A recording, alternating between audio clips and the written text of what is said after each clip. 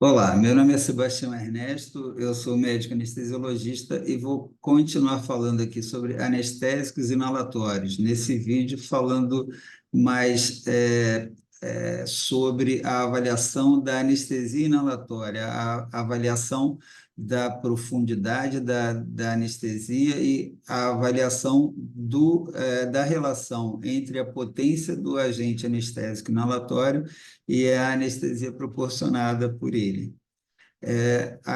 Após o início da era da anestesia, após a primeira divulgação da anestesia inalatória por Thomas Morton, em 1846, praticamente um ano depois, John Snow começou a elaborar formas de se avaliar estágios da anestesia, avaliar o nível de profundidade da anestesia. E em 1847, então, ele elaborou essa sequência de eventos, à medida que a anestesia ia sendo aprofundada, então surgiria a amnésia, com o paciente ainda responsivo. Após a amnésia, uma profundidade maior, atingiria-se a inconsciência, e com uma dose um pouco maior ainda, a analgesia, e após a analgesia, aprofundando-se mais a anestesia, conseguiria-se a imobilidade do paciente, que seria submetido à cirurgia, teoricamente sem dor. Esse foi a primeira elaboração de uma forma de se avaliar o quão profunda a anestesia estava sendo evoluída naquele naquele procedimento em questão. Mais tarde, na década de 1950, Guedel evoluiu aqueles estágios da anestesia de uma forma mais elaborada. Esses estágios da anestesia eram, então, avaliados, e ele definiu 4 estágios principais. O primeiro deles, a analgesia e a amnésia. Após um aprofundamento maior da anestesia, uma liberação de estruturas subcorticais, que gerariam, então, algum grau de agitação do paciente, ou a possibilidade de surgimento de delírio, já com o início da inconsciência do paciente. O terceiro estágio seria a anestesia cirúrgica, até que o paciente desenvolveria a apneia, com a possibilidade de ser continuando a aumentar a oferta de anestésico a esse paciente, numa concentração mais elevada, a possibilidade de evoluir com complicações como, por exemplo, a morte. Esse terceiro estágio da classificação de estágios de anestesia desenvolvida por Guedel, Arthur Ernest Guedel. Terceiro estágio foi, então, subdividido em planos de anestesia propriamente dito. Então, seria esse terceiro estágio, o estágio ideal para se submeter o paciente a um procedimento cirúrgico, sendo que esses planos de anestesia cirúrgica seriam avaliados segundo vários critérios, como a abertura pupilar do paciente, a evolução hemodinâmica, mas tanto na classificação de Snow quanto na classificação de Guedel, alguns parâmetros eram bastante claros em relação à sua avaliação. O paciente não poderia ser submetido a outra substância, relaxamento neuromuscular, bloqueio neuromuscular, não poderia ser feita a administração de outras drogas. Então, a utilização, por exemplo, de atropina no paciente poderia alterar a evolução do estágio de dilatação de pupila e interferiria na avaliação do plano da anestesia. Então, eram classificações bastante subjetivas, detalhadas e afeitas à interferência por necessidade de administração de outras drogas. Também foram classificações relacionadas à utilização do éter como agente anestésico, que foi, com o tempo, sendo eliminado, sendo substituído por outras drogas, até que, em 1965, Edmund Egger instituiu o conceito da concentração alveolar mínima. A concentração alveolar mínima, ou CAM, é definida como aquela concentração capaz de, a nível do mar, causar a imobilidade do paciente submetido a um estímulo nocivo padrão, um estímulo nociceptivo padrão, como uma incisão cirúrgica. Então, também aqui haveria necessidade de se incluir algumas variáveis, como, por exemplo, esse conceito de CAM, a CAM de um agente anestésico, ele é comparado em pacientes saudáveis a uma atmosfera, ou seja, a nível do mar, sem associação de outras drogas, e o estímulo padrão nociceptivo é a incisão cirúrgica.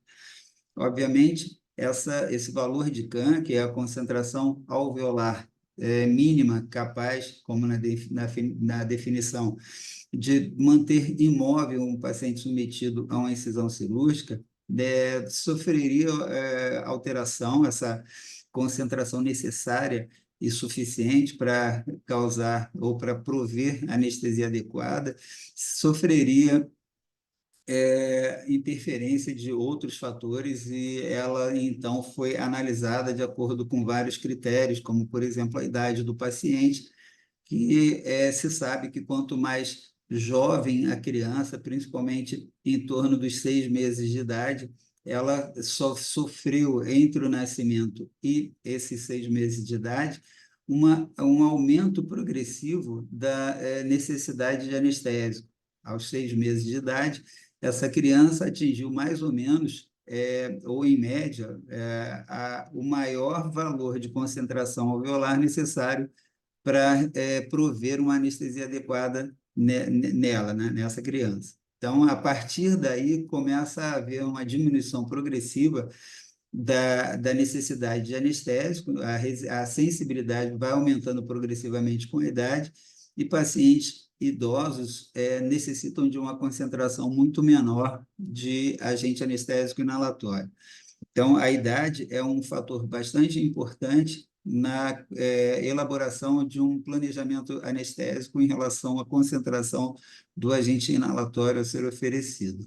Outros fatores foram sendo associados à definição de CAM e outros conceitos também. Por exemplo, a CAM necessária no paciente que vai receber o óxido nitroso, ou uma concentração mínima capaz de interromper qualquer resposta autonômica ao estímulo nociceptivo. Então, embora o conceito de CAM, de uma maneira simples e pura, seja a concentração alveolar mínima capaz de manter imóvel um paciente submetido a um estímulo padrão, a incisão cirúrgica, e ele não aborda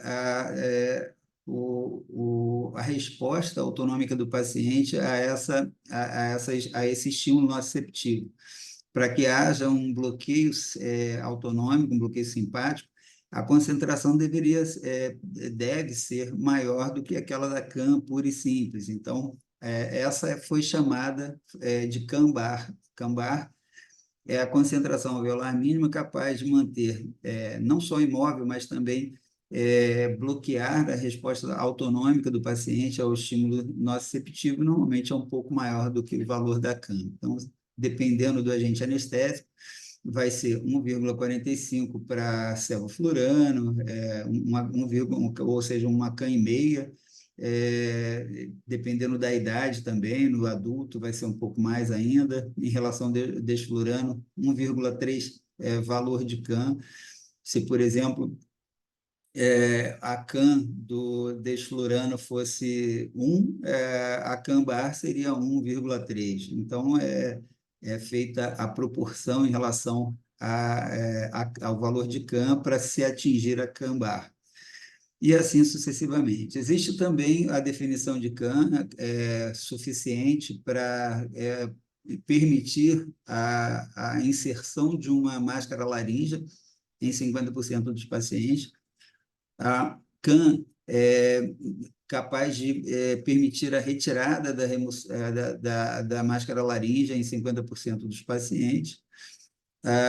E vários outros conceitos foram sendo desenvolvidos em relação a isso. Mas a CAM, pura e simples, é a concentração alveolar mínima capaz de manter imóvel 50% dos pacientes submetidos a uma incisão cirúrgica, e essa concentração é considerada a nível do mar, porque o importante não é pura e simplesmente essa concentração, é a pressão parcial que essa concentração vai gerar nos alvéolos do paciente, para gerar, então, uma pressão parcial capaz de provocar a passagem desse agente anestésico pelas diversas membranas, os diversos compartimentos orgânicos, para finalmente atingir o sítio de efeito. Então, à medida que essa pressão parcial se estabelece como ideal, a nível do mar, o valor, a concentração que causa, que promove, produz essa pressão parcial é aquela concentração de CAM estabelecida e considerada nas diversas fontes, mas que vai ser alterada se o paciente, por exemplo, for anestesiado a 2.000 metros de altitude, onde a pressão barométrica muda bastante, e aí a concentração do agente anestésico vai ter que ser alterada de acordo com a necessidade. Então, temos aqui de novo a demonstração em tabela dos diversos valores de CAM. A CAM, além de servir como parâmetro inicial para o início da anestesia, aquela concentração inicial de planejamento, e que vai ser alterado de acordo com a resposta durante a cirurgia, ela uma referência para início da anestesia, mas a gente sabe que ela é a definição para 50% dos pacientes. Existem pacientes que vão precisar um pouco mais do que aquela concentração, alguns pacientes que são mais sensíveis vão ser anestesiados adequadamente com uma concentração inferior àquela considerada a CAN daquele agente anestésico, e então ela serve de referência para início da anestesia, mas também ela serve de comparação de potência entre os diversos agentes anestésicos inalatórios, entendendo que o valor de CAM, quando é muito baixo, significa que é uma concentração pequena, necessária e suficiente para anestesiar um paciente, porque esse agente anestésico tem uma potência muito maior do que um outro que precisa de uma concentração maior. Se o desflurano tem uma CAM de 6%, é a concentração a nível do mar necessária, suficiente para anestesiar 50% dos pacientes, muito mais do que a concentração necessária em relação a lutano, isoflurano. Portanto, é um agente que tem uma potência muito menor comparado com os outros agentes anestésicos inalatórios. De qualquer forma, cada um desses agentes tem a sua potência intrínseca que gera a sua CAM, e essa CAM ela vai sofrer algumas alterações de acordo com os outros conceitos derivados da CAM. Então, a CAM acordada a CAM, é a concentração necessária suficiente para você permitir que um paciente acorde com o chamado, com uma solicitação verbal. Em geral, em torno de 30 a 40, 50% da CAM cheia, né? Aquela CAM acordada é a concentração menor que a CAM cheia, senão o paciente não iria acordar, e ela tem, então, essa definição. Aqui, em relação ao lutano, é cerca de 55% da CAM cheia. Em relação ao isoflurano, 38% da CAM cheia é a CAM acordada, e assim sucessivamente. Fluorano e desflurano, 30%, e o óxido nitroso é 64%. Lembrando que o óxido nitroso tem uma concentração alveolar mínima capaz de manter imóvel 50% dos pacientes a um estímulo cirúrgico, a concentração seria de 105%. Obviamente, a gente não consegue dar 105% de algum anestésico, porque o paciente, primeiro que a gente não vai passar de 100% nunca, matematicamente é impossível, mas se conseguíssemos, não estaríamos oferecendo oxigênio para o paciente, obviamente isso seria o fim do paciente. A forma como se chegou a esse valor de CAN, do óxido nitroso, foi pelo conceito de capacidade aditiva dos agentes anestésicos. Se eu, por exemplo, ofereço sevoflurano a 1%, com 10-flurano a 3% em oxigênio, eu estou dando meia CAN de cada um e que vai ter reação, teoricamente, aditiva. Então, eu estou dando meia can de um, meia can de outro, estou dando uma can de uma mistura qualquer que vai levar, teoricamente, à anestesia do paciente. E foi assim que foi descoberta a can do óxido nitroso. Foi oferecido em estudos a meia can de algum agente anestésico e foi sendo adicionado o óxido nitroso em concentrações progressivamente maiores até que se atingiu a meia can do óxido nitroso, que somado com meia can de outro agente anestésico que estava sendo utilizado, então chegou-se ao valor matemático de 105, em torno de 105 a can do óxido nitroso.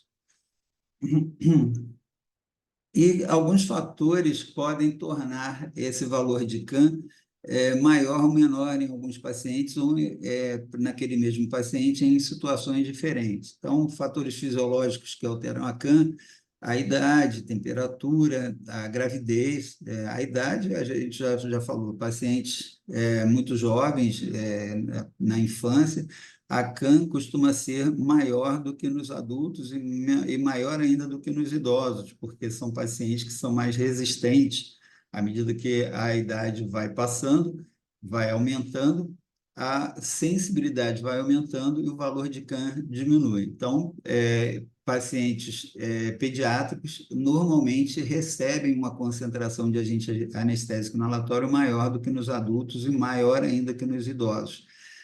A temperatura também pode ser uma influência importante. Pacientes hipertérmicos normalmente têm um metabolismo maior e, em geral, precisam de mais anestesia.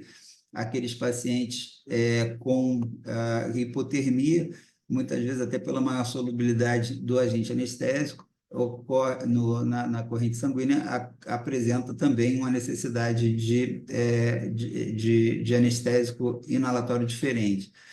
Na gravidez, a presença da progesterona faz com que haja uma maior sensibilidade aos anestésicos em geral, inclusive os agentes inalatórios, fazendo com que haja uma queda da necessidade de anestésico inalatório e, assim, diminuindo a CAN. Fatores genéticos também podem influenciar, de acordo com várias alterações possíveis, pode haver tanto aumento quanto diminuição, e isso aí vai ser muito importante na, eh, na, na presença de alterações. É sabido que, por exemplo, pacientes do sexo feminino que tenham a constituição ruiva têm normalmente um pouco mais de resistência à utilização, a CAN acaba sendo maior. E a hipernatremia também pode alterar, pode modificar o valor de CAN. Fatores farmacológicos, por ação agonista ou antagonista, podem também alterar o valor da CAN. Sedativos, hipnóticos em geral, diminuem a CAN por terem um efeito aditivo. Agonistas alfa-2 adrenérgicos também. A ketamina pode apresentar valores conflitantes em relação à CAN. Os opioides diminuem a CAN e substâncias que têm a ação de inibir a recaptação das catecolaminas vão ter duas formas de atuar. O uso agudo das substâncias que impedem ou inibem a recaptação de catecolamina podem causar aumento da CAN, e aqueles pacientes que fazem uso crônico por esgotamento de reservas podem ter o efeito contrário. O álcool também tem essa resposta bifásica. indivíduos em uso agudo do álcool podem ter até um aumento da CAN, e aqueles pacientes que têm uso crônico do álcool pode ter efeito contrário. E alguns fatores patológicos, doença degenerativa, TCE, também podem alterar a CAN. Então, é muito importante saber que existem esses fatores, a gente tem o valor de CAN, mas a gente sabe que, tanto pelo polimorfismo genético, existem populações que têm mais resistência do que outros, mas também alguns fatores, tanto fisiológicos, fatores farmacológicos e outros, podem alterar. Então, a hipotermia e a hipertermia, em valores extremos, podem causar diminuição da CAM. A hipotermia foi comentada, a hipertermia em valores não tão intensos quanto mencionado aqui, pode reduzir a CAM, mas valores muito acima do normal, acima de 42, podem apresentar até o aumento da CAM por aumento excessivo do metabolismo do paciente. Então, as idades já foram comentadas, os jovens apresentam aumento e idosos diminuição da CAM. O álcool, a intoxicação tem efeito, o uso do álcool tem efeito bifásico, se for uso agudo ou se for uso crônico. O hematócrito do paciente muito baixo pode reduzir a CAM também, por diminuição do metabolismo, a pressão parcial de oxigênio muito baixa também pode diminuir a CAM, e assim sucessivamente. São vários. Uma coisa que chama muita atenção e que muitas vezes cai em prova, e é muito importante esse entendimento, que patologias da tireoide, que muitas vezes sugerem alteração de CAM de uma forma intuitiva, são bastante enganosas. Então, a gente sempre tende a pensar que, ou muitas vezes, né, algumas eu já pensei isso, que no hipertireoidismo, por causa do aumento do metabolismo, poderia haver aumento da necessidade de anestésico, e no hipotireoidismo, o contrário, mas, teoricamente, isso não acontece, nem nem hipotireoidismo alteram valor de CAM. Então, a pressão arterial média também muito baixa, diminui o valor de CAM. Alterações metabólicas e eletrolíticas podem alterar a CAM, a gestação já foi comentado, diminui o valor da CAM devido à presença da progesterona, e várias drogas aqui diminuem o valor da CAM, desde opioides, ketamina, benzodiazepínicos e outros, mas algumas drogas, como as drogas anfetamina, o uso crônico agudo, pode até ter uma resposta bifásica. A cocaína, em geral, o uso agudo leva ao aumento da necessidade da cama, mas o uso crônico pode causar efeito contrário. Aqui, de novo, são várias fontes que eu trouxe para demonstrar. Então, fatores que aumentam a CAM. A idade baixa já foi comentado, o uso crônico de álcool, a anfetamina, a cocaína, etc. A hipertermia e a hipotermia podem ter, a hipernatremia e a hipertermia podem ter ação também de aumentar a CAM, desde que não sejam valores muito extremos. E o cabelo aqui, como eu comentei anteriormente, principalmente mulheres de constituição ruiva, têm essa capacidade também de apresentar uma maior resistência aos agentes anestésicos inalatórios. Fatores que diminuem, então, são os sedativos, hipnóticos, os analgésicos, os opioides. Então, são substâncias que têm essa capacidade. A hipertermia excessiva pode levar à diminuição da CAM por desnaturação proteica, diminuição da capacidade de metabolização, e fatores que não alteram. A duração da anestesia não altera a CAM. O gênero, o sexo do indivíduo não altera a CAM. A altura e peso não altera a CAM. E alterações tiroidianas não alteram CAM. De novo aqui, os fatores que alteram a CAM para aumentar a necessidade de anestesia, né? E aqueles que alteram perdão, aqui para reduzir a necessidade anestésica, aqui para aumentar a necessidade anestésica, tá? Então, são fatores que têm bastante importância. É lógico que essas são informações teóricas que servem para a gente ter uma ideia do que pode acontecer, mas a necessidade de cada um dos pacientes vai ter que ser avaliado caso a caso, de acordo com a utilização do anestésico e a resposta fisiológica que ele apresentar, em termos de manutenção de estabilidade hemodinâmica, em termos eh, de mobilidade do paciente, e assim sucessivamente. Aqui, de novo, demonstração de um fator importante que altera a resistência, a sensibilidade dos pacientes à idade. À medida que a idade vai avançando, a necessidade do agente anestésico vai sendo reduzida, progressivamente. Então, a CAM se reduz com a avançada idade.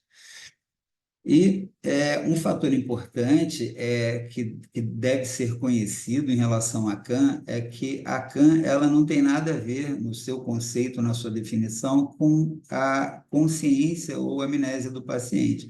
Ela tem a ver com imobilidade. Então, a definição do Egger, de 1965, está relacionada mais à ação do agente anestésico local, inalatório, no bloqueio do reflexo motor espinhal.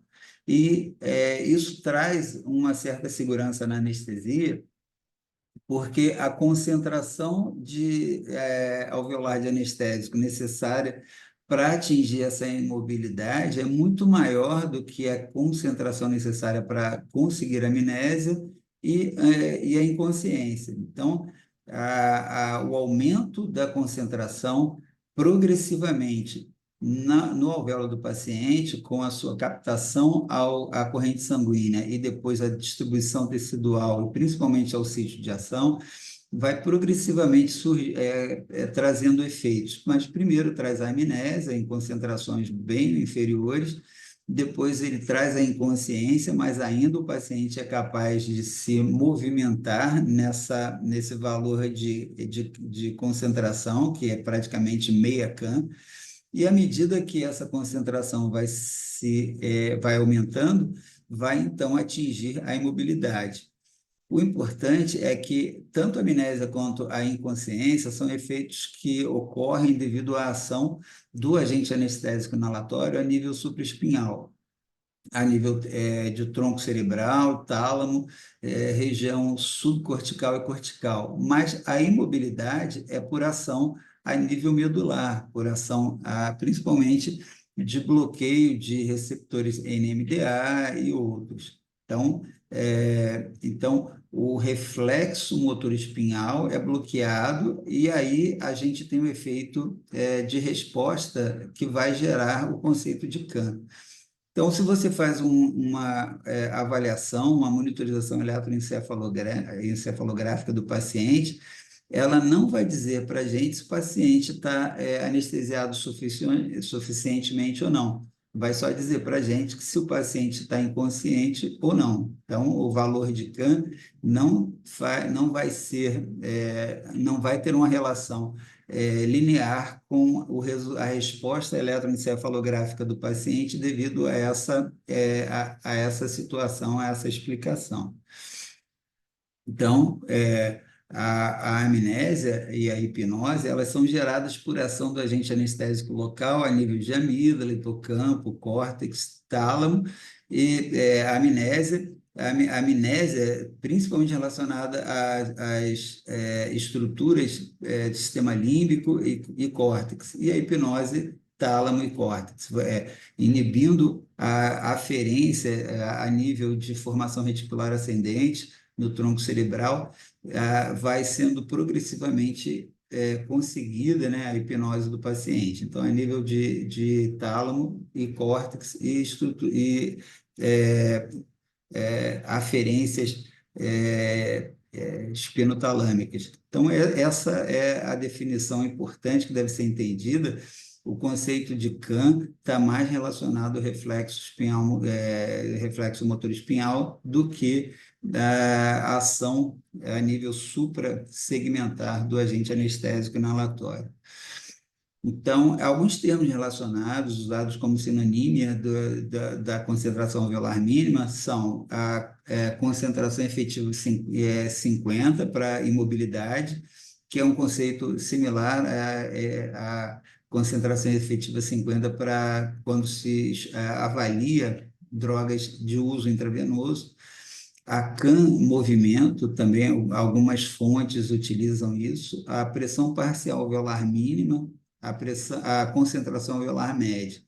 Mas a definição e o conceito e o termo mais formalmente aceito é a concentração alveolar mínima, que é que tem a definição já apresentada aqui anteriormente.